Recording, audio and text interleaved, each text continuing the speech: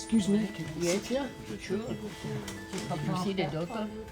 No, not yet. No yet. Yeah. Is this a good hospital? Yeah, A good doctor? good doctor. You see, I'm a little nervous. Yeah, I can Because, see.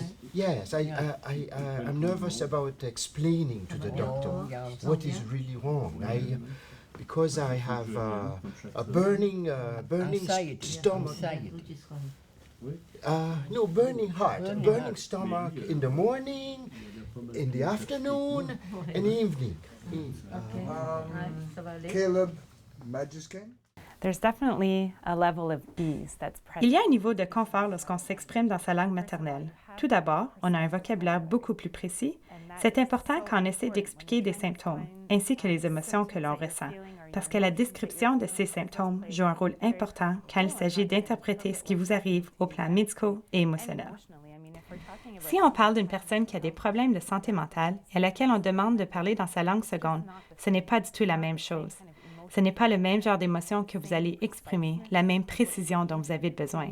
Donc, c'est important de recevoir des soins médicaux, de l'aide ou du soutien dans votre langue maternelle. C'est à ce moment qu'on utilise les mots justes, les expressions justes et qu'il n'y aura pas de mauvaise interprétation.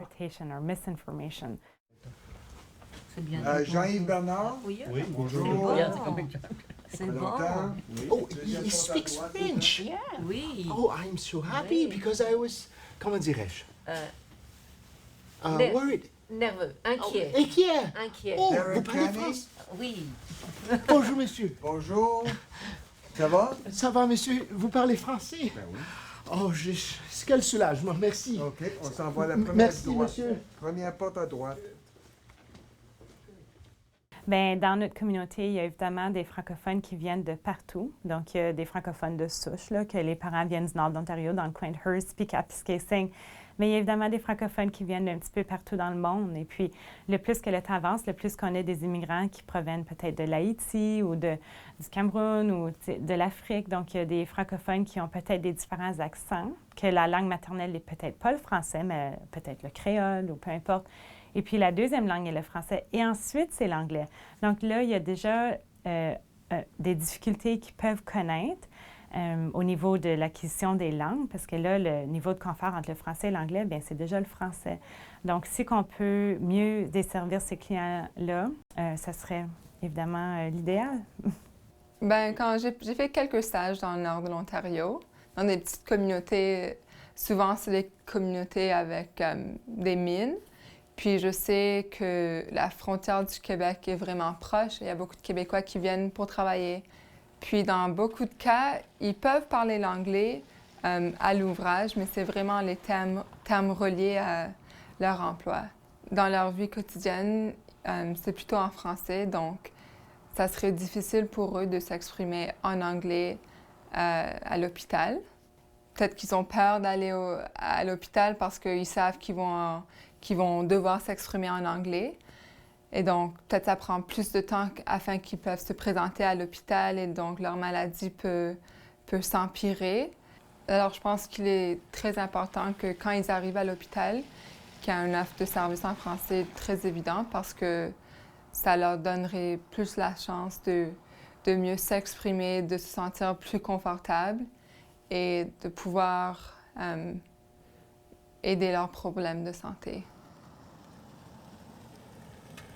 Étant une communauté francophone, majoritairement francophone, presque 90 là, je dirais, c'est sûr que c'est important d'être capable de répondre aux demandes de notre clientèle dans sa langue. Ici, on prend ça un peu pour acquis, parce qu'ici, contrairement à d'autres communautés, le français prédomine. On a des personnes qui sont unilingues francophones bien souvent, et qui recherchent une continuité dans les services quand ils sont référés à l'extérieur.